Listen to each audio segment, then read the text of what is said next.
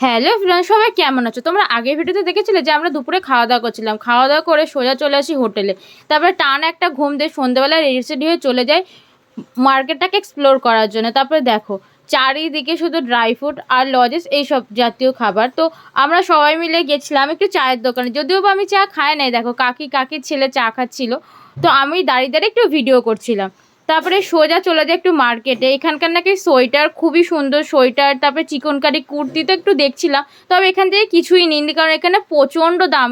যারা বলে যে লখনৌতে সোয়েটার বলো চিকনকারি কুর্তি বলো যে দাম অনেকটাই কম, একদমই না। এখানকার দাম আর ওখানকার দাম একই। তারপরে আমরা একটু ওপরে গেছিলাম, যেহেতু আমার কাকি সবাই কেনাকাটা করছিল, আমি সেরকমভাবে কিছুই নিইনি। তারপর এখানে দেখছি যে চাউমিন মোমো একটু স্ট্রিট ফুড নিয়ে বসেছে। তো চাউমিনটা মোটামুটি ভালোই ছিল, একটা প্লেট নিয়েছিল 20 টাকা করে। তারপরে মোমোও নিয়েছিলাম, মোমোটা এত জঘন্য ছিল আমরা খেতেই পারিনি, লাস্টে ফেলে দিয়েছি। তো এখানে কাবাবও খুব বিখ্যাত, কিন্তু আমরা না ভয়ে খাইনি, কিসের কাবাব হবে। তো তারপরে আমরা মার্কেটটা ভালোভাবে ঘুরে, তখন 8:30-9টা বাজে, আমরা বেরিয়েছিলাম 6টা 6:30 নাগাদ। 8:30-9টা নাগাদ মার্কেট পুরো ঘুরে খাওয়া দাওয়া করে চলে আসি হোটেলে। থ্যাংক ইউ ফর ওয়াচিং, দেখা হচ্ছে